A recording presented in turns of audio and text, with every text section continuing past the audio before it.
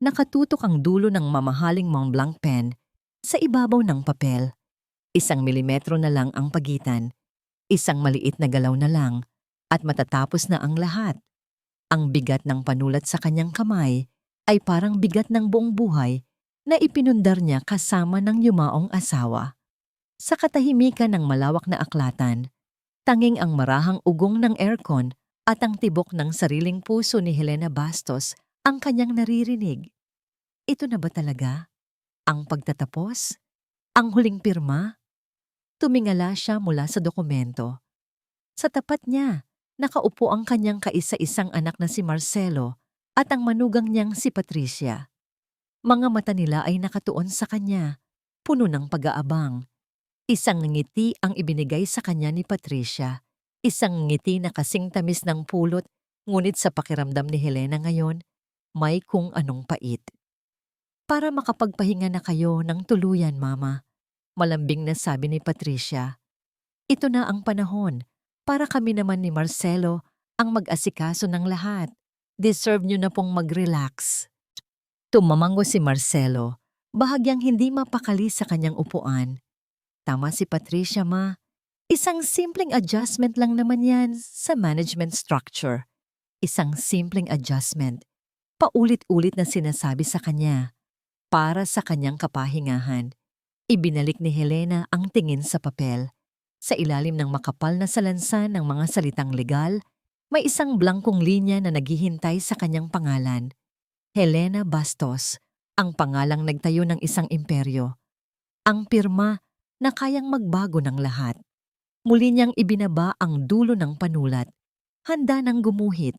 Ngunit bago pa man dumampi ang itim na tinta sa puting papel, isang tunog ang pumunit sa katahimikan. Isang mahinang bulong, nagmula sa kanyang likuran. Nag-aalangan. Nanginginig.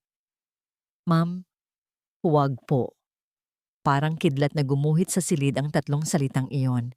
Nanigas ang kamay ni Helena sa ere. Ang tibok ng kanyang puso ay biglang kumabog ng malakas. Si Selena. Ang kanyang pinagkakatiwalaang kasambahay sa loob ng 20 taon. Nakita niya sa gilid ng kanyang mga mata ang pagkainis na dumaan sa mukha ni Patricia bago ito muling napalitan ng isang pilit na ngiti. Si Marcelo naman ay lumingon, kumunot ang noo. Selena, ano bang pinagsasabi mo?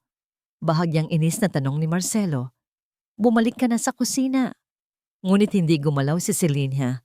Naramdaman ni Helena ang takot sa boses nito. Isang takot na tila mas malalim pa sa pagsuway sa kanyang amo. Naramdaman niya iyon sa hangin, sa panlalamig ng kanyang batok. Patawad po, sir. Ma'am Helena. Muling bulong ni Selena, halos hindi na marinig. Huwag niyo pong pirmahan. Itinaas ni Helena ang kanyang ulo. Ang mga mata niya ay naglakbay mula sa nanlilisik na mga mata ni Patricia, sa naguguluhang mukha ni Marcelo, hanggang sa papel na nasa harapan niya. Ang mga salitang simple adjustment ay biglang nagkaroon ng ibang kahulugan. Ang mga pangakong kapahingahan ay biglang tunog banta. Bakit ganito na lang katindi ang takot sa boses ni Selena? Isang babaeng nakakilala sa kanya nang higit pa sa sariling pamilya. Ang pag-aalinlangan na kanina na humukot-kot sa kanyang isipan ay biglang lumaki. Naging isang halimaw na sumisigaw. Dahan-dahan, sa paraang tila bawat galaw ay may bigat ng isang desisyon. Ibinaba ni Helena ang Montblanc pen, hindi sa papel, kundi sa ibabaw ng lamesang gawa sa mahogany. Isang matatag na kalabog ang umalingaw-ngaw sa silid. Tumingin siya ng diretso sa mga mata ng kanyang anak at manugang. Ang pagod at kalungkutan sa kanyang mukha ay napalitan ng isang kislap ng dating kapangyarihan. Ang kislap ng isang reyna na nagtatanggol sa kanyang kaharian. Hindi ko muna pipirmahan ito. Ang nangiti sa mukha ni Patricia ay naglaho. Ang pagkalito sa mukha ni Marcelo ay napalitan ng pagkabigla. Sa isang iglap, ang kapangyarihan sa silid ay muling nagbago ng may-ari. Isang malakas na kalabog ang umalingaw-ngaw sa loob ng master's bedroom. Ang malambot na unan ay tumama sa pader bago walang buhay na bumagsak sa makapal na carpet. Nakakainis! Nanggigigil na sigaw ni Patricia. Ang kanyang mukha ay hindi na ang maamong anghel na ipinakita niya sa harap ni Helena kanina. Ngayon, ang bawat linya sa kanyang mukha ay puno ng galit at pagkadismaya. Isang pirma na lang. Isang pirma na lang, Marcelo. Napapaurong si Marcelo. Tila sanay na sa mga ganitong pagsabog ng kanyang asawa. Patricia, kumalma ka. Baka marinig ka ni Mama. Hinarap siya ni Patricia at ang mga mata nito'y nag-aapoy. I don't care. Hahayaan mo na lang bang masira ang plano natin dahil sa isang walang kwentang katulong? Anong klaseng lalaki ka? Ang mga salita ay tumusok sa pagkatao ni Marcelo. Napayuko siya. Ang mga balikat ay bumagsak. Hindi ko naman alam na gagawin yon ni Celine. Nabigla rin ako. Nabigla? Tumawa si Patricia ng walang kagalakan. Marcelo, ilang buwan nating pinagplanuhan ito. Bawat salita, bawat galaw. At sa isang iglap, isang bulong lang mula sa hampas lupang yon na sira ang lahat. Lumapit siya sa bintana, hinawi ang makapal na kurtina at tumingin sa malawak na hardin sa ibaba. Ang buong mansyon ng mga bastos, ang yaman, ang kapangyarihan. Naroon na, abot kamay na niya. Ngunit ang matandang iyon, ang reyna sa kanyang palasyo, ay ayaw pa ring bumitaw sa korona. Akala ba ng matandang iyon ay maluloko niya ako? Isip-isip ni Patricia. Akala niya ba hindi ko nakikita ang pagdududa sa mga mata niya? Alam niya. Alam niyang hindi lang si Selena ang problema. Ang tunay na problema ay si Helena mismo. Ang talino nito na ayaw kumupas. Ang pagiging tuso na nagtayo ng Bastos Corporation mula sa wala. Kahit gaano pa nila subukang palabasin na ulyanin na ito, may isang bahagi sa loob ni Helena na nananatiling matalas at mapagmatyag. Lumingon siyang muli kay Marcelo. Nakita niya ang kahinaan sa mukha ng kanyang asawa, ang parehong kahinaan na minana nito mula sa kanyang ama, ngunit wala ang talino at tapang. Iyon ang dahilan kung bakit niya kailangang kontrolin ang lahat. Dahil kung hahayaan niya kay Marcelo, habang buhay silang mananatili sa ilalim ng anino ni Helena Bastos. Huminga siya ng malalim, pinakalma ang sarili. Hindi oras para magalit. Oras na para mag-isip, para gumawa ng mas marahas na hakbang. Lumapit siya kay Marcelo, hinawakan ang mukha nito gamit ang dalawang kamay. Ang kanyang boses ay muling naging malambing, puno ng pang-aakit. Okay, sorry baby, nadala lang ako. Alam kong pareho lang tayong na-stress. Tumingin si Marcelo sa kanya. Ang mga mata ay puno ng pag-asa. Talaga? Oo naman, sagot ni Patricia. Hinaplos ang pisngi nito. Pero kailangan nating maging matalino. May ahas sa loob ng pamamahay na ito. At bago pa niya tuluyang lasunin ang isip ng mama mo, kailangan na nating putulin ang ulo niya. Kumunot ang noo ni Marcelo. Anong ibig mong sabihin? Ngumiti si Patricia. Isang nangiting hindi umabot sa kanyang mga mata. Isang nangiting matamis pero mapanganib. Hindi mo ba nakikita, mahal? Ang kanyang boses ay tila lason na nakabalot sa pulot. Si Selena ang lason. Siya ang bumubulong ng mga kasinungalingan sa tenga ni Mama. Siya ang dahilan kung bakit nagdududa ang mama mo sa sarili nating intensyon. Habang nandyan siya, hinding-hindi tayo magtatagumpay. Nag-aalangan si Marcelo. Pero Patricia, matagal na sa atin si Celine. Parang pamilya na natin siya. Biglang tumigas ang mukha ni Patricia. Binitawan niya ang asawa. Pamilya? Marcelo, tayo ang pamilya. Ikaw, ako, at ang kinabukasan natin. Siya, isa lang siyang katulong na sumusuweldo. At ngayon, sinisira niya ang lahat. Huminga siya ng malalim. Tila sinusukat ang kahinaan ng lalaking nasa harapan niya. Akala ko ba gusto mo nang patunayan ang sarili mo kay mama? Na kaya mo nang pamunuan ng company? Paano mo gagawin yon kung kahit isang simpleng problema tulad nito, hindi mo masolusyonan? Bumalik ang pamilyar na hiya sa mukha ni Marcelo. Ang sakit ng pagiging anino lang ng kanyang makapangyarihang ina.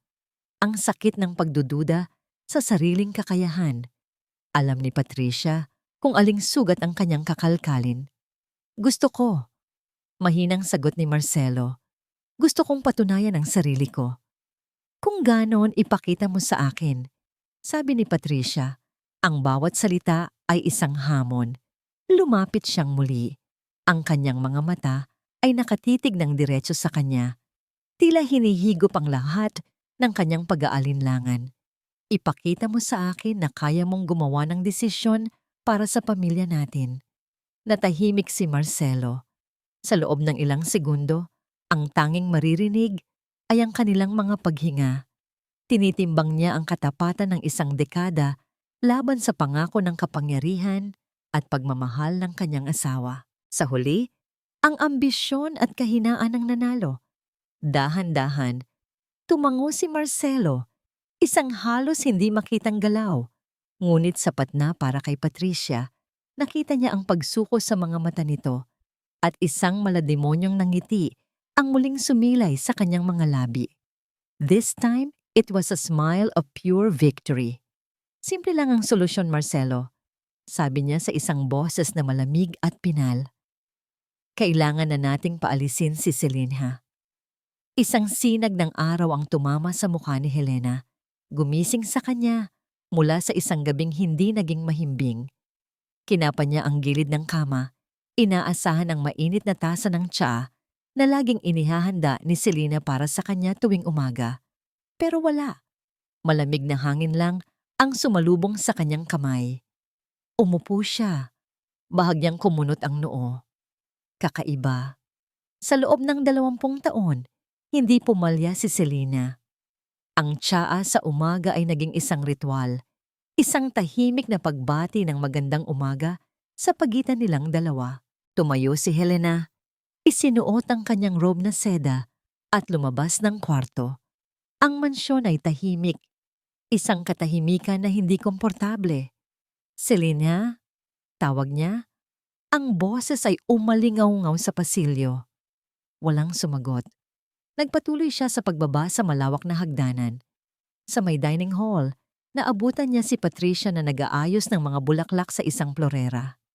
Ngumiti ito nang makita siya. Good morning, Mama.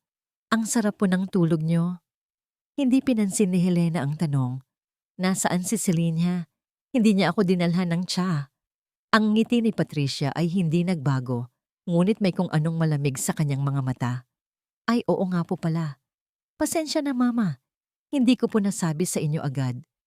Umalis po si Selena kaninang madaling araw. Natigilan si Helena.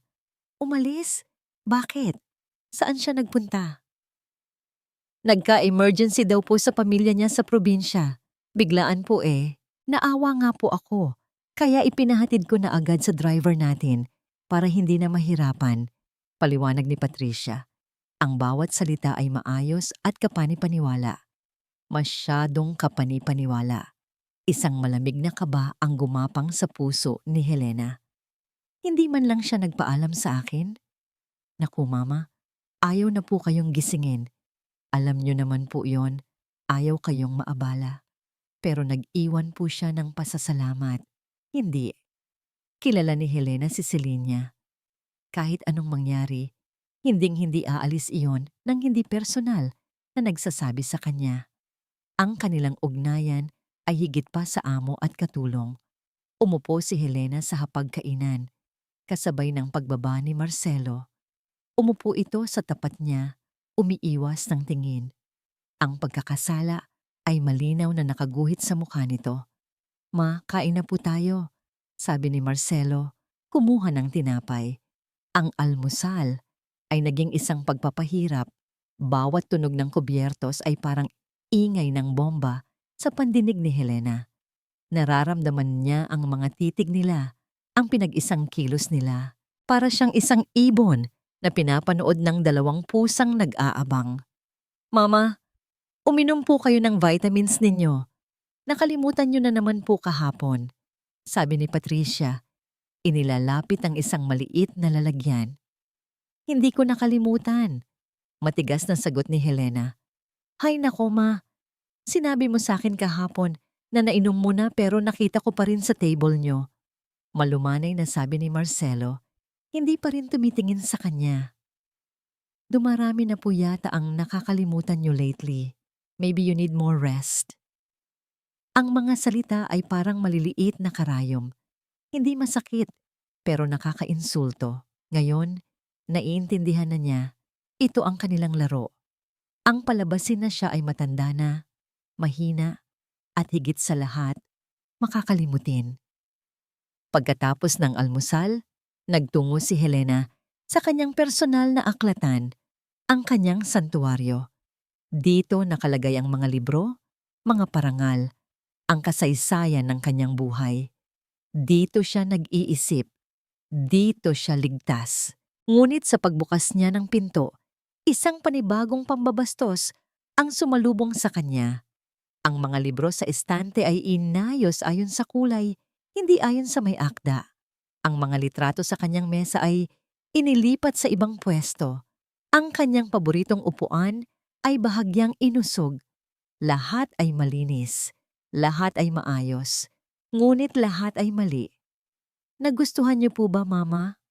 Biglang lumitaw si Patricia sa kanyang likuran. May dalang basahan. Naisip ko lang pong ayusin para hindi na po kayo nahihirapan maghanap. Medyo magulo na po kasi kahapon. Hinarap siya ni Helena. Ang galit ay nagsisimulang umakyat mula sa kanyang dibdib. Mainit at mapanganib.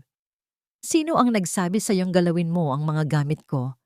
Hindi na tinag si Patricia. Gusto ko lang pong makatulong. Hindi ito tulong, maring sabi ni Helena. Ito ay pagpasok sa teritoryo ko ng walang pahintulot. Sa isang iglap, nawala ang nangiti ni Patricia. Mama, we are just trying to help. We are worried about you. Pag-aalala, ang salitang ginagamit nilang panangga sa kanilang mga ginagawa. Tinalikuran siya ni Helena at pumasok sa loob ng aklatan. Isinara ang pinto ng malakas. Kinuha niya ang kanyang cellphone mula sa drawer. Kailangan niyang makausap si Celinha. Kailangan niyang malaman ang totoo. Hinahanap niya ang pangalan ni Celinha sa kanyang mga contact. Pinindot ang call button. Nagring ito ng 1 beses, 2 beses, tapos ay naputol. The number you have dialed is currently not in service. Please try your call later. Sinubukan niyang muli. At muli, at muli. Parehong boses ng operator, parehong malamig na mensahe. Ibinaba ni Helena ang cellphone sa mesa. Napatingin siya sa kanyang refleksyon sa madilim na screen. Isang babaeng nag-iisa sa loob ng isang malaking silid. Ngayon, sigurado na siya. Hindi ito pag-aalala. Hindi ito pagtulong. Ito ay isang bitag. At isinara na nila ang pinto. Ang mga sumunod na araw ay naging isang malabong panaginip para kay Helena. Isang panaginip na dahan-dahang nagiging bangungot. Ang malawak na mansyon na dati ay kanyang kaharian ay naging isang gintong hawla.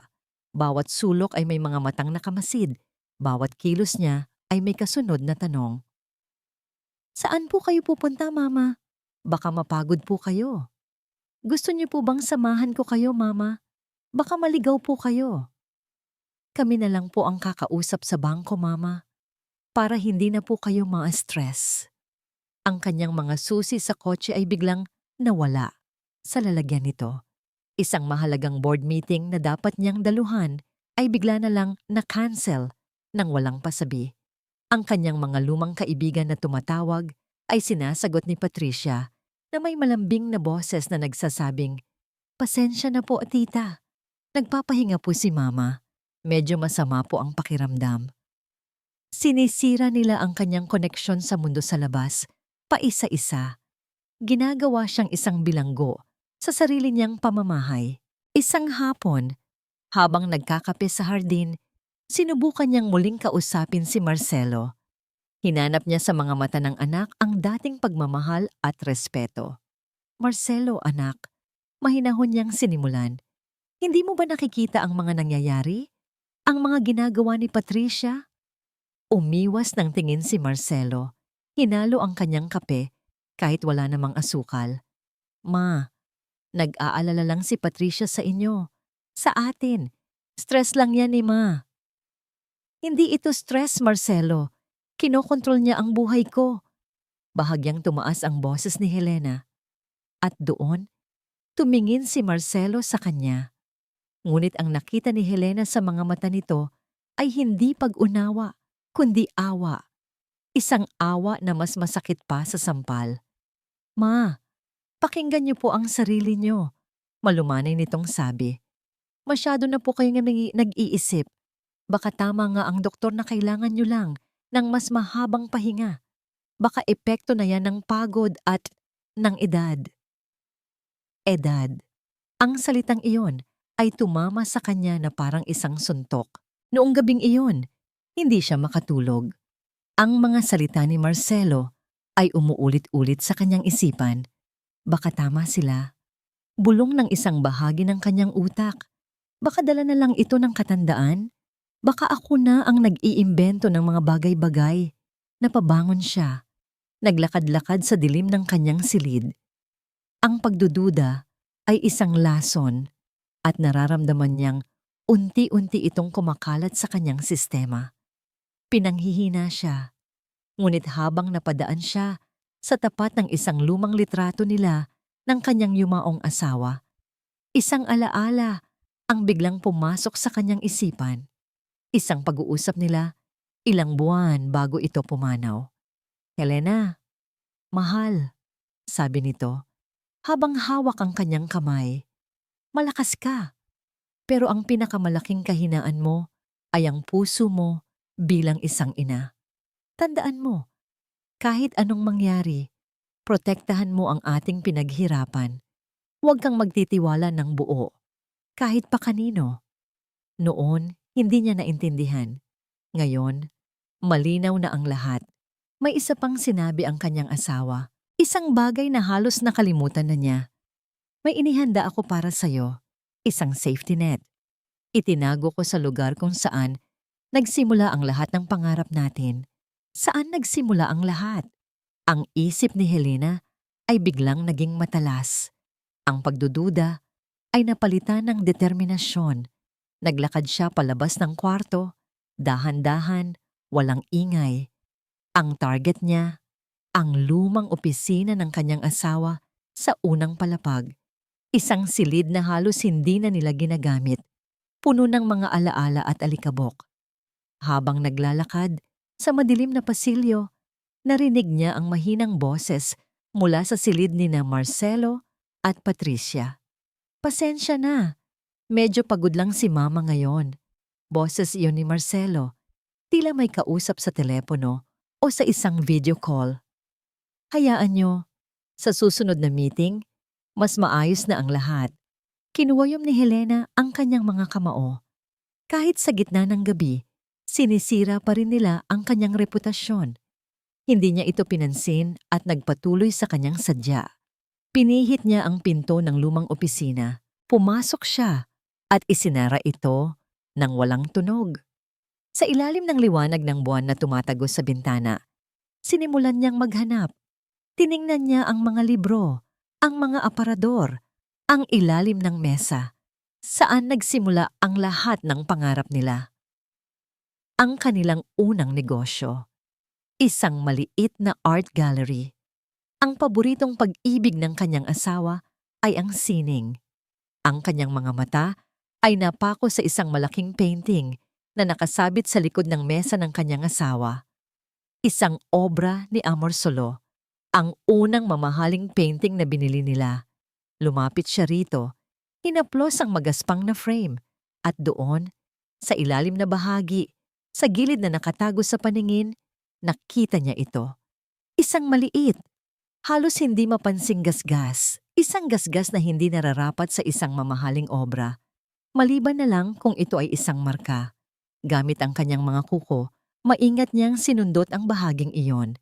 Ang isang maliit na panel ng pader sa likod ng painting ay bahagyang umangat. Dahan-dahan niyang itinulak ang mabigat na painting. Sa likod nito, nakatago sa pader, ay isang maliit na bakal na pinto, isang safe. Bumilis ang tibok ng puso ni Helena. Nahanap niya. Ito na ang simula. Sa loob ng isang maliit at malinis na kwarto sa isang mamahaling ospital, ang tanging maririnig ay ang mahinang tunog ng makinang sumusubaybay sa tibok ng puso. Nakahiga sa kama ang isang matandang lalaki. Ang katawan ay payat at mahina, ngunit ang mga mata ay may kislap pa rin ng dating talino at ng matinding hinanakit. Sa screen ng tablet na nakapatong sa kanyang harapan, ang mukha ni Patricia ay malinaw na nakikita. Pinaliliwanag ng artipisyal na liwanag. "Kamusta po kayo, Itay?" Malambing na tanong ni Patricia. Ang boses na ginagamit niya sa kanyang ama ay iba, puno ng respeto, pagmamahal at isang pinaghalong lungkot. Sinubukan ng matandang lalaki na ngumiti, ngunit isang mahinang ubo lang ang lumabas. Itinaas niya ang isang nanginginig na kamay at itinuro ang screen. "Ikaw, ang kamustahin ko, ang plano." Tumango si Patricia at sa isang iglap nawala ang lambing sa kanyang mukha. Napalitan ito ng isang malamig na determinasyon. "Malapit na po, Itay. Isang maliit na aberya lang, pero naayos ko na." Ang katulong na matapat sa matanda. Wala na siya sa landas natin. Nakita niya ang pag-aalala sa mga mata ng kanyang ama, si Don Ricardo Fontinelli. Dati, isa sa mga pinakamakapangyarihang negosyante sa bansa. Dati, bago siya dinurog ng Bastos Corporation, ang alaala ay sariwa pa rin sa isipan ni Patricia na parang kahapon lang nangyari.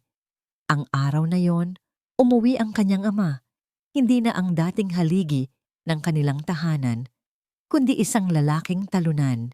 Nakita niya ang pag-iyak ng kanyang ina, ang pag-alis ng kanilang mga ari-arian, ang pagkawala ng kanilang dangal. Ang pangalan nilang Fontinelli, na dating kinikilala, ay naging isang simbolo ng kabiguan. At ang may kasalanan ng lahat ng iyon? Ang yumaong asawa ni Helena Bastos. Isang taong itinuring nilang kaibigan, pero sa huli ay isa palang ahas. "Mag-ingat ka, anak," hirap na sabi ni Don Ricardo. "Ang babaeng iyon, si Helena, tuso siya. Huwag mong maliitin." "Hindi ko po siya minamaliit, Itay," sagot ni Patricia. Ang kanyang boses ay may bahid ng galit. "Pinaglalaruan ko lang siya. Araw-araw, ipinaparamdam ko sa kanya na wala na siyang silbi, na ang isip niya ay wala na sa lugar.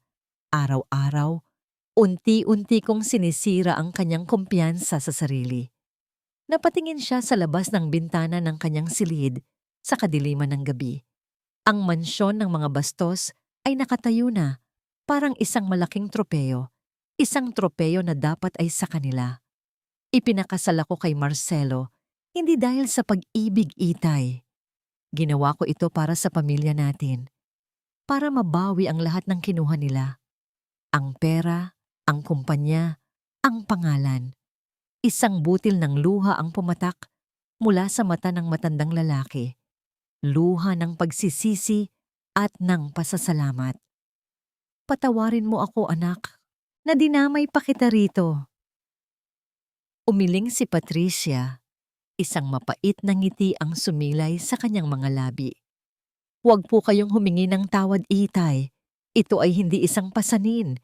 Ito ay isang karangalan. Ang ibalik ang dangal ng mga Fontinelli." Tumingin siyang muli sa screen.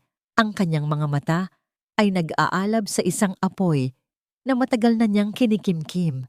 Ang kanyang misyon ay hindi lang tungkol sa pera. Ito ay tungkol sa hustisya, sa paghihiganti. "Malapit na, Itay," bulong niya. Ang bawat salita ay isang pangako. Malapit na nating bawiin ang lahat. At kapag nangyari yon, sisiguraduhin kong mararanasan ni Helena Bastos ang parehong sakit na naramdaman natin. Ang sakit ng pagkawala ng lahat ng iyong pinaghirapan. Tinapos niya ang tawag at ang silid ay muling binalot ng katahimikan. Ngunit sa isipan ni Patricia, ang ingay ng nakaraan ay malinaw pa rin. Ang mga sigaw, ang mga iyak, ang kahihiyan. At sa gitna ng lahat ng iyon, isang pangako na binitiwan niya sa kanyang sarili bilang isang batang babae. Ibabalik ko sa kanila ang lahat ng sakit na dinulot nila sa atin, sabi niya sa kawala. Doble. Ang hangin sa probinsya ay malinis at sariwa, ngunit para kay Selenia, para itong hangin na hindi niya kayang langhapin. Bawat araw na nagdaraan ay puno ng pagkabalisa. Ang maliit na bahay na kinalakihan niya ay hindi na isang kanlungan, kundi isang kulungan. Simula nang pauwiin siya, alam niyang hindi ito isang simpleng bakasyon. Isang lalaking hindi niya kilala ang naghahatid ng bigas at grocery linggo-linggo, isang tulong daw mula kina Sir Marcelo at Ma'am Patricia. Ngunit alam ni Selenia ang totoong dahilan. Ang lalaking iyon ni Migon ay hindi tagapaghatid ng tulong, kundi isang bantay. Ang cellphone na ibinigay sa kanya bago umalis ay hindi niya magamit pantawag. Tanging mga tawag mula sa isang numero, ang numero ni Patricia, ang pumapasok para lang kamustahin siya. Para siguraduhing hindi siya aalis. Pero ang katapatan ni Selenia kay Doña Helena ay mas matimbang kaysa sa kanyang takot. Ang imahe ng kanyang amo na mukhang nag-iisa at nalilito noong araw na yon ay hindi maalis sa kanyang isipan. Alam niyang kailangan niyang gumawa ng paraan. Isang hapon, habang ang kanyang bantay ay abala sa pakikipag-inuman sa kanto, isinagawa ni Selena ang kanyang plano. Kinuha niya ang maliit na ipon na itinago niya sa ilalim ng sahig na kawayan. Nagsuot ng lumang bestida at balabal at dahan-dahang lumabas sa likod bahay. Naglakad siya ng halos 1 oras sa ilalim ng sikat ng araw, patawid sa mga pilapil ng bukid hanggang sa marating ang kasunod na bayan. Isang bayang hindi siya kilala, isang bayang ligtas. Ang una niyang pinuntahan ay isang maliit na tindahan na nagbebenta ng mga lumang cellphone. Ginamit niya ang halos lahat ng kanyang pera para makabili ng isang mumurahing unit at isang bagong SIM card. Pumasok siya sa isang pampublikong internet cafe. Umupo sa pinakasulok na pwesto kung saan hindi siya madaling makita. Nanginginig ang kanyang mga kamay habang binubuksan ang bagong telepono. Hindi niya pwedeng tawagan si Doña Helena. Sigurado siyang binabantayan din ang telepono nito. Ang tawagan ito ay parang pagbibigay ng babala sa kalaban. Kailangan niyang tawagan ang isang taong mapagkakatiwalaan niya. Isang taong matagal nang nasa loob ng mansyon. Isang taong invisible sa paningin ni na Patricia at Marcelo. Si Mang Lito, ang hardinero. Mahigit 40 taon nang naglilingkod sa mga bastos. Ang katapatan nito ay nasa pamilya, hindi sa kung sino lang ang nagpapasweldo. Dinial niya ang numero ni Mang Lito, isang numerong sa ulado niya. Hello? Sagot ng isang magaspang na boses sa kabilang linya. Mang Lito, si Selena po ito. Bulong niya, halos hindi makahinga.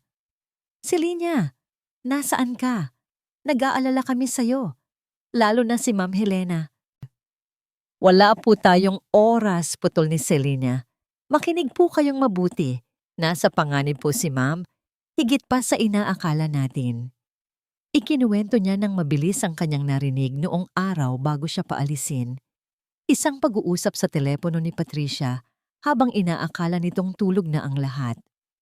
May kausap siyang doktor, Mang Lito. Nanginginig na, sabi ni Selena.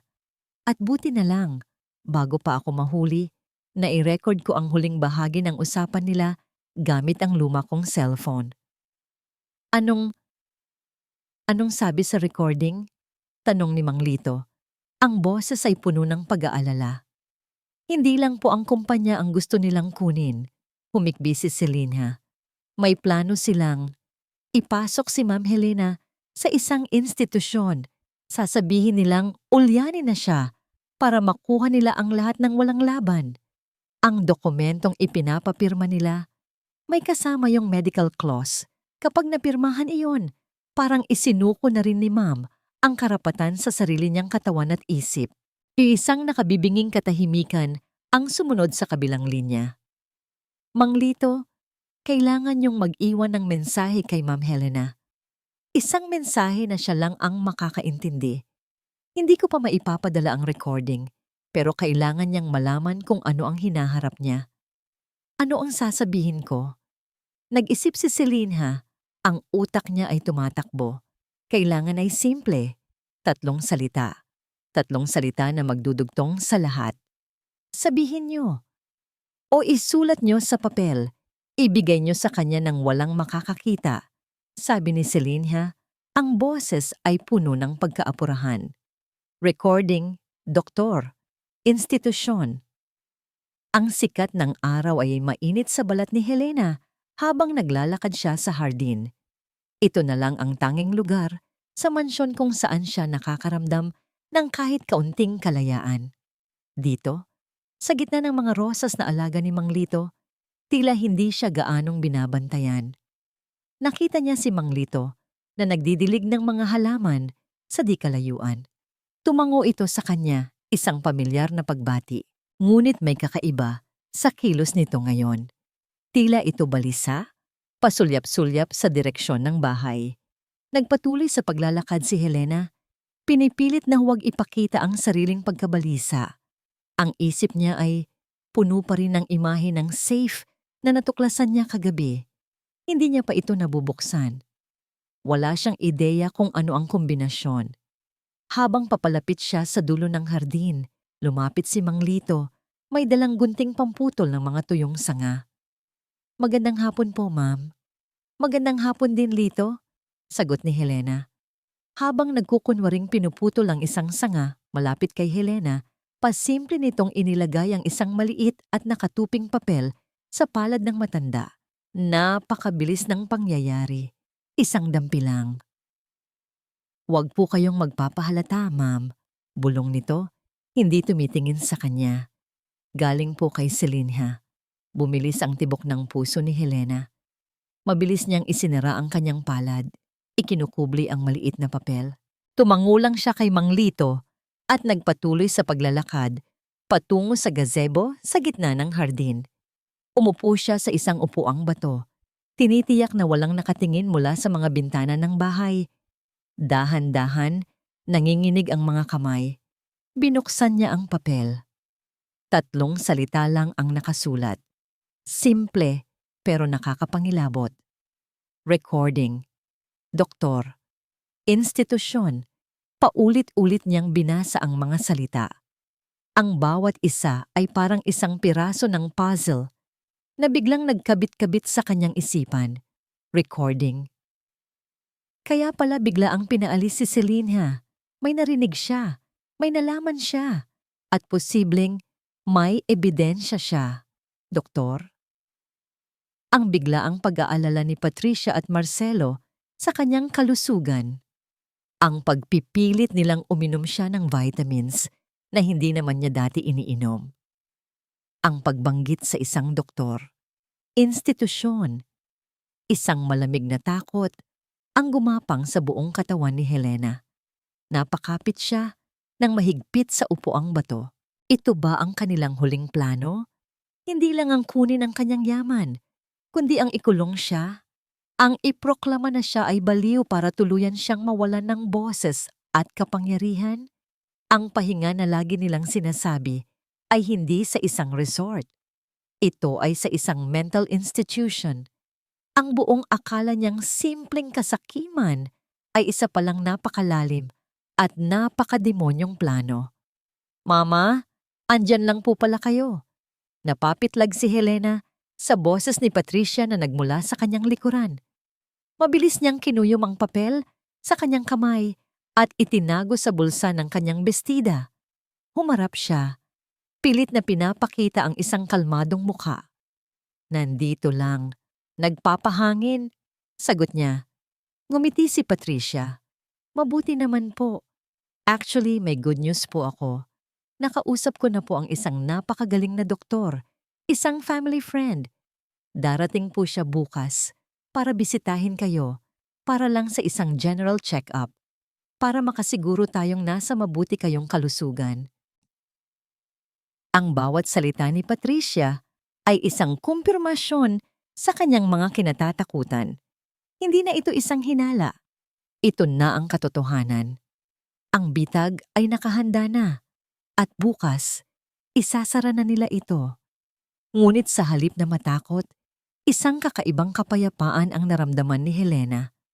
Ang kapayapaan na dulot ng pag-alam sa katotohanan, gaano man ito kasakit. Wala nang pag-aalinlangan, wala nang pagkalito. Ngayon, alam na niya kung sino ang kanyang kalaban. Alam na niya kung ano ang kanilang plano. At ngayon, alam na niya ang kailangan niyang gawin. Kailangan niyang magpanggap. Kailangan niyang sakyan ang kanilang laro. At habang abala sila sa pag-iisip na nananalo na sila, kailangan niyang mabuksan ang safe na yon. Tumango si Helena kay Patricia, isang mahinang ngiti ang gumuhit sa kanyang mga labi. Mabuti yan, anak. Magandang ideya yan. Nakita niya ang panandaliang pagtataka sa mukha ni Patricia sa kanyang biglaang pagsang-ayon. Ngunit agad din itong napalitan ng isang nangiti ng tagumpay. Ngumiti ka lang, Patricia. Isip-isip ni Helena. Akala mo, tapos na ang laro. Pero ang totoo, ngayon pa lang ako magsisimula. Noong gabing iyon, habang ang buong bahay ay tahimik, muling pinasok ni Helena ang opisina ng kanyang asawa. Tumayo siya sa harap ng safe. Sinubukan niyang isipin ang lahat ng posibleng kombinasyon. Ang kanilang anniversary, ang birthday niya, ang birthday ni Marcelo. Wala. Napaupo siya sa upuan ng asawa. Tiningnan ang ibabaw ng mesa. May isang lumang kalendaryo doon, nakabukas sa buwan ng kanilang kasal. Sa isang petsa, may bilog na pula. Ang araw ng kanilang kasal. Hindi, isip niya. Ang sabi niya, kung saan nagsimula ang lahat ng pangarap natin. Hindi ang kasal nila, hindi ang art gallery, ang pangarap. Bigla, isang alaala ang pumasok sa kanyang isipan. Isang gabi, bago pa sila ikasal, nakaupo sila sa ilalim ng mga bituin. Kinuha ng kanyang asawa ang isang panyo at iginuhit dito ang magiging logo ng kanilang pinapangarap na kumpanya. At sa ilalim nito, isinulat niya ang petsa ng gabing iyon. Ang petsa kung kailan ipinanganak ang Bastos Corporation sa kanilang mga isipan. Tumayo siya. Nanginginig ang mga kamay. Inilagay niya ang petsang iyon sa dial ng safe. Isang click. Dahan-dahan niyang pinihit ang hawakan. Bumukas ito. Ang hangin ay tila nawala sa kanyang mga baga. Sa loob ng madilim na safe, may isang makapal na sobrang kulay krema. At sa ibabaw nito, ang pamilyar na sulat kamay ng kanyang asawa. Para sa aking Helena, kung sakaling pagtaksilan ka ng mundo. Nanginginig ang mga kamay ni Helena habang kinukuha ang sobre mula sa loob ng safe. Ang bigat nito ay hindi lang dahil sa kapal ng mga papel sa loob, kundi dahil sa bigat ng mga alaala at ng hindi pa nababasang babala. Umupo siya sa silya ng kanyang asawa.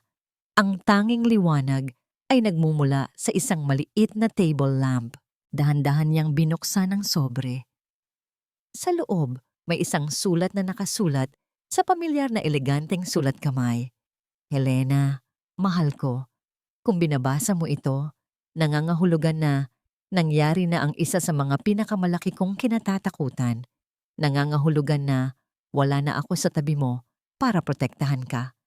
At higit sa lahat, nangangahulugan na ang mga taong pinagkatiwalaan natin ay nagpakita na ng kanilang tunay na kulay. Patawarin mo ako. Nakita ko na ito noon pa. Ang kahinaan ng ating anak na si Marcelo. Madali siyang maimpluwensyahan, lalo na ng isang babaeng puno ng ambisyon. At si Patricia, may dilim sa kanyang nakaraan na pilit niyang itinatago. Ang kanyang pamilya, ang mga Fontinelli, ay may matagal ng galit sa atin. Huwag mong isipin na aksidente ang pagpasok niya sa buhay ng ating anak. Alam kong dahil sa pagmamahal mo bilang ina, mahihirapan kang paniwalaan ito. Kaya nag-iwan ako ng patunay. Sa loob ng sobreng ito ay ang mga dokumento na magpapatunay sa tunay na motibo ng mga Fontenelle. Ngunit hindi lang iyan ang proteksyon mo. Bago ako pumanaw, gumawa ako ng isang huling susog sa aking last will and testament.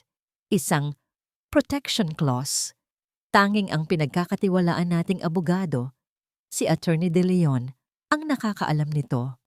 Kapag may sapat na ebidensya ng pamimilit o panloloko laban sa'yo, may kapangyarihan siyang i-activate ang clause na ito na magbibigay sa'yo ng buo at hindi matitinag na kontrol sa lahat ng ari-arian ng mga bastos at magpapawalang bisa sa anumang dokumentong pinirmahan mo ng labag sa iyong kalooban. Hanapin mo si Attorney De Leon. Sabihin mo sa kanya ang lahat. Siya ang iyong magiging sandata. Magpakatatag ka, aking reyna. Ipakita mo sa kanila kung bakit ikaw ang Helena Bastos na minahal at hinangaan ko. Nagmamahal, Ricardo. Ang mga luha ay sunod-sunod na pumatak mula sa mga mata ni Helena, bumabagsak sa papel na naglalaman ng huling babala ng kanyang pag-ibig. Ang sakit ng katotohanan ay humahalo sa pasasalamat. Hindi siya iniwang mag-isa. Kahit sa kabilang buhay, binabantayan pa rin siya ng kanyang asawa. Kinuha niya ang iba pang mga dokumento sa loob ng sobre. Mga lumang artikulo sa dyaryo tungkol sa pagbagsak ng Fontenelle Enterprises. Mga report mula sa isang private investigator na nagpapatunay sa koneksyon at galit ng pamilya ni Patricia. Ngayon, kumpleto na ang larawan. Hindi lang ito kasakiman, ito ay paghihiganti. Itinago niyang muli ang lahat sa sobre. Kailangan niyang tawagan si Attorney De Leon. Kailangan niyang kumilos. Ngunit sa kanyang pagtayo, isang tunog ang nagpatigil sa kanya. Ang dahan-dahan pagpihit ng doorknob. Biglang bumukas ang pinto. Nakatayo roon sina Marcelo at Patricia. Ang kanilang mga mukha ay walang emosyon, malamig na parang yelo. Sa likod nila, nakatayo ang isang lalaking naka-Amerikana at may dalang itim na briefcase. Ang doktor. "Mama, gising pa po pala kayo," sabi ni Patricia. Ang kanyang boses ay walang bahid ng pagkabigla. Tila inaasahan na nilang maabutan siya roon. "Tamang-tama po. Nandito na si Dr. Alcaraz para sa check-up ninyo." Pumasok sila sa loob. Ang mata ni Patricia mo ay agad na napako sa sobreng hawak ni Helena. Isang pamilyar na sobre mula sa personal na stationery ng yumaong si Ricardo Bastos. Isang mapanganib na kislap ang dumaan sa mga mata ni Patricia bago ito muling napalitan ng isang nag-aalalang ngiti. "Ano po iyan, Mama? Mukhang napuyat po kayo sa pagbabasa ng mga lumang sulat." Sinubukan ni Helena na itago ang sobre sa kanyang likuran, ngunit huli na ang lahat. Alam na nila. "Dr. Alcaraz," sabi ni Marcelo, ang boses ay mabigat. "This is my mother, Helena. Gaya po ng napag-usapan natin, we're very worried about her state of mind lately. Nagkaka-hallucinate na po siya at kinakausap ang mga namayapa na." Lumapit ang doktor. Ang tingin ay puno ng pekeng awa. "Good evening, Mrs. Bastos. I'm just here to help." Napaatras si Helena. "Hindi ko kailangan ng tulong, wala akong sakit." "Iyon po ang laging sinasabi ng mga pasyenteng katulad ninyo, ma'am," malumanay na sabi ng doktor. "Denial is the first stage." Naramdaman ni Helena ang pagsasara ng mga pader sa paligid niya. Isang bitag na perpektong inilatag. Narito na sila. Dinala na nila ang berdugo. Ngunit hindi siya susuko ng walang laban. Tumingin siya ng diretso kay Marcelo, umaasa sa huling pagkakataon na makita ang kanyang anak. "Marcelo, anak, anong ginagawa ninyo? Pakinggan mo ako." Ngunit ang tumingin pabalik sa kanya ay hindi ang kanyang anak, kundi isang estranghero na may mga matang puno ng determinasyon. Lumapit si Patricia sa mesa. Kinuha niya ang parehong dokumento na hindi pinirmahan ni Helena noong unang araw. Inilapag niya ito sa harapan ng matanda, kasama ng Montblanc pen. "Panahon na para magpahinga, Mama," sabi ni Patricia, Ang bawat salita ay may diin. Ang sabi po ni Dr. Alcaraz, ito ang pinakamabuti para sa inyo. Isang lugar kung saan maalagaan kayo ng husto. Pumirma na po kayo para sa ikabubuti ninyo.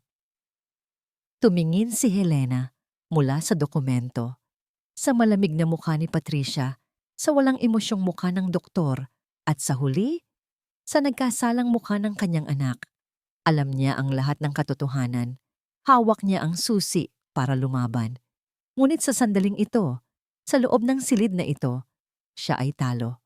Napapaligiran. Walang matatakbuhan. Walang matatawagan. Ang reyna ay na-corner sa sarili niyang palasyo. Ang hangin sa loob ng opisina ay mabigat at puno ng tensyon. Ang bawat segundo ay tila isang oras. Nakatayo ang 3 tao sa paligid ni Helena. Tila mga buitreng naghihintay sa huling hininga ng kanilang biktima. Ang panulat ay nasa ibabaw ng papel. Ang linya para sa pirma ay tila isang bangin na nag-aanyaya sa kanya na tumalon. Tumingin si Patricia sa kanyang relo, isang kilos ng pagkainip. Mama, wala po tayong buong gabi. Kung hindi po ninyo pipirmahan ito ng kusa, mapipilitan po si Dr. Alcaraz na irekomenda ang involuntary commitment dahil sa inyong unstable mental state. Mas magiging magulo po iyon para sa lahat. Mas madali po kung susunod na lang kayo. Ang banta ay malinaw. Pirmahan mo o kukunin ka namin ng sapilitan. Ngunit sa halip na matakot, isang apoy ang biglang nag-alab sa loob ni Helena. Ang apoy na yon ay sinindihan ng pagtataksil, pinalakas ng katotohanan, at ngayon ay handa ng sumiklab. Dahan-dahan, itinaas niya ang kanyang ulo. Ang pagod at pagkalito sa kanyang muka ay biglang naglaho. Ang mga mata niya, na kanina'y puno ng desperasyon, ay ngayon'y matalas at nanunuot na parang balaraw. Ang babaeng nakaupo sa silya ay hindi na ang matandang biyuda na kanilang minamaliit. Ang reyna ay nagbalik. Tumingin siya ng diretso sa mga mata ni Patricia. Isang salita lang ang lumabas sa kanyang mga labi, ngunit ang bigat nito ay yumanig sa buong silid. Hindi. Natigilan si Patricia. Maging si Marcelo ay napatingin, nagulat sa biglaang pagbabago ng kanyang ina. Tumawa si Patricia ng pilit. Mama, tigilan na po ninyo ang pag-arte. Lalo nyo lang pong pinapatunayan ang sinasabi ni Dr. Alcaraz. Nalilito na po kayo. Ako, nalilito? Dahan-dahang tumayo si Helena. Ang kanyang presensya ay tila napuno ang buong silid, mas matangkad, mas makapangyarihan. Sa tingin ko, ikaw ang nalilito, Patricia Fontinelli. Ang pagbanggit sa kanyang apelyido sa pagkadalaga ay nagpabigla kay Patricia. Isang anino ng takot ang dumaan sa kanyang mukha. Akala mo ba hindi ko alam? Nagpatuloy si Helena, ang boses ay kalmado ngunit may talim. Ang tungkol sa paghihiganti ng pamilya mo? Akala mo ba, sa pagpapakasal mo sa anak ko, makukuha mo ang lahat ng sa tingin mo ay nararapat sa inyo? Namutla si Patricia. Lumingon siya kay Marcelo na ngayon ay nakatingin sa kanya ng may pagtataka at pagdududa. Huwag kang maniwala sa kanya, Marcelo. Nagsasalita na siya ng kung ano-ano. Ngunit bago pa man makasagot si Marcelo, isang malakas na katok ang narinig mula sa pinto. Lahat sila ay napalingon. Bumukas ang pinto. At pumasok si Selenia. Hindi na siya ang dating katulong na takot at nanginginig. Nakatayo siya ng tuwid. Ang kanyang mga mata ay matatag. Nakatingin ng diretso kay Patricia. Sa likod niya, isang lalaking nasa edad 50, nakasuot ng eleganteng suit, ang pumasok. May dala itong leather briefcase. Attorney De Leon, sabi ni Helena. Isang bahagyang nakingiti ng tagumpay ang sumilay sa kanyang mga labi. Ang mukha ni Patricia ay nagmistulang isang maskara ng purong sindak. Anong ginagawa ninyo rito? Sinong nagpapasok sa inyo? Ako, matatag na sagot ni Atty. De Leon, lumapit at tumayo sa tabi ni Helena. Bilang legal counsel ng pamilya Bastos, may karapatan akong pumasok dito, lalo na kung may malinaw na pagtatangka ng panloloko. Walang panloloko, sigaw ni Patricia. Inaalagaan lang namin ang aking biyenan. Talaga ba? Tanong ni Selenia. Hindi na siya bumubulong. Ang kanyang boses ay malinaw at malakas. Itinaas niya ang isang lumang cellphone. Dahil ang pag-aalaga na naririnig ko sa recording na ito ay medyo kakaiba. Napaatras si Patricia. Walang kwenta yan. Hindi yan tatanggapin sa korte. Hindi na natin kailangang umabot sa korte, Miss Fontinelli. Kalmadong sabi ni Attorney De Leon. Ngunit hindi pa tapos si Selenia. Pinindot niya ang play button. Ang boses ni Patricia, puno ng kasamaan at pagmamaliit, ay umalingaw-ngaw sa katahimikan ng silid, nagmumula sa maliit na speaker ng cellphone. Oo, doktor. Simple lang. Kapag napirmahan na niya, diretso na natin siyang dadalhin sa institusyon. Just say she's senile, paranoid, kahit ano. Walang maniniwala sa isang matandang baliw, lalo na kapag hawak ko na ang lahat ng pera at kapangyarihan. Ang bawat salita ay isang pako na ibinabaon sa kabaong ng mga kasinungalingan ni Patricia. Ang katahimikan na sumunod ay nakabibingi. Si Dr. Alcaraz ay namutla at dahan-dahang umatras patungo sa pinto. Ngunit ang pinakamatinding reaksyon ay mula kay Marcelo. Dahan-dahan siyang lumingon sa kanyang asawa. Ang kanyang mukha ay isang halo ng pagkalito, sakit at matinding pagkamuhi. Ang mga salitang narinig niya sa boses ng babaeng pinakamamahal niya ay isang lason na sumira sa lahat ng natitira niyang pagtitiwala. Ang laro ay tapos na. Ang reyna ay nagdeklara ng checkmate. Ang mundo ni Marcelo Bastos ay gumuho sa isang iglap. Ang boses mula sa recording ay umuulit-ulit sa kanyang isipan, isang bangungot na naging katotohanan. Tumingin siya sa kanyang asawa, si Patricia, na ngayon ay nakatayo na, parang isang estatwang gawa sa yelo. Ang dating ganda ay nabahiran ng purong takot at pagkatalo. Pagkatapos ay lumingon siya sa kanyang ina. Nakita niya sa mga mata nito hindi ang galit, kundi ang malalim na sakit at pagkadismaya. Isang tingin na mas matalim pa sa anumang patalim. Patricia, totoo ba? Ang tanong ni Marcelo ay halos isang bulong, puno ng pagtanggi. Sabihin mong hindi totoo. Sinubukan ni Patricia na bawiin ang kanyang tindig. Peke yan. Gawa-gawa lang yan ng katulong na yan para sirain ako sa'yo, Marcelo. Sa inyong lahat. Sapat na, mariing sabi ni Attorney De Leon. Binuksan niya ang kanyang briefcase at inilabas ang isang folder ng mga dokumento. Mrs. Bastos, sa kapangyarihang ipinagkaloob sa akin ng yumaong si Mr. Ricardo Bastos, at base sa malinaw na ebidensya ng undue influence and coercion na nasaksihan natin ngayon, opisyal kong ina-activate ang Bastos Protection Clause. Inilatag niya ang isang dokumento sa mesa. Ayon sa clause na ito, lahat ng kapangyarihan sa pamamahala ng Bastos Corporation at lahat ng personal na ari-arian ng pamilya ay mananatiling nasa nag-iisang kamay ni Doña Helena Bastos. Anumang kasunduan, dokumento o power of attorney na ginawa na naglilipat ng kapangyarihang ito sa ibang partido, kasama ka, Mr. Marcelo Bastos, ay null and void, effective immediately. Bawat salita ng abogado ay isang martilyo, winawasak ang pundasyon ng lahat ng pinagplanuhan ni Patricia.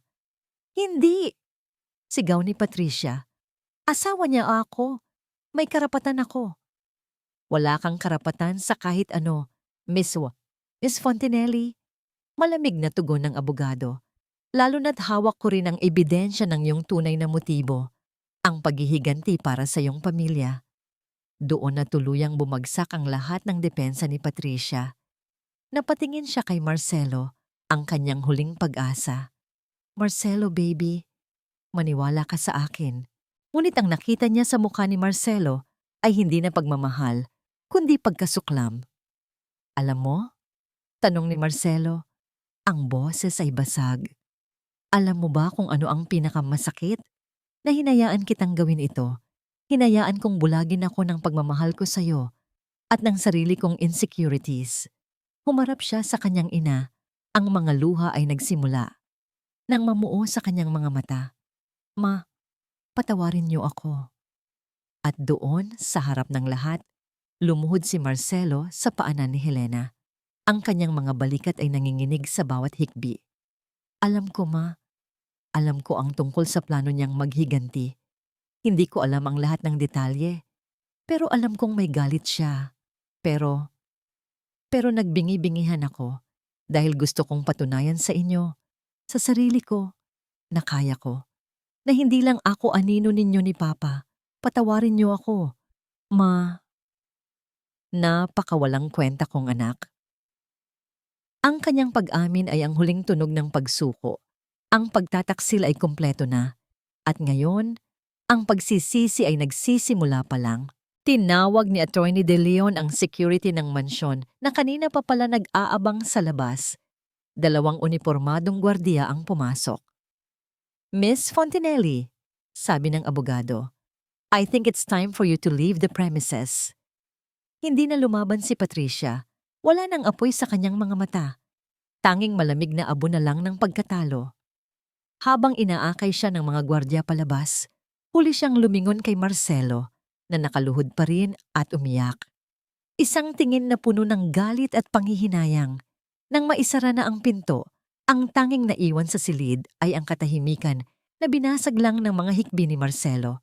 Nakatayo si Helena, nakatingin sa kanyang anak na nakalugmok sa sahig. Ang babaeng halos mawalan ng lahat ay ngayon ay muling buo. Ang ina, na halos madurog ang puso, ay ngayon ay kailangang gumawa ng isang huling desisyon. Walang emosyon ang kanyang mukha nang magsalita siya. Isang maikli, ngunit mabigat na utos. Tumayo ka. Ilang linggo na ang lumipas. Ang katahimikan sa mansyon ng mga bastos ay iba na. Hindi na ito ang katahimikan ng tensyon at takot, kundi isang katahimikan ng kapayapaan at panibagong kaayusan. Nakaupo si Helena Bastos sa dulo ng mahabang conference table, sa pinakapunong upuan. Ang upuang dati ay inihahanda na niyang iwanan. Ngayon, muli niya itong inangkin ng buong buo.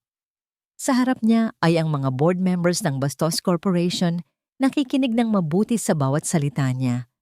Ang kanyang boses ay hindi na nanginginig.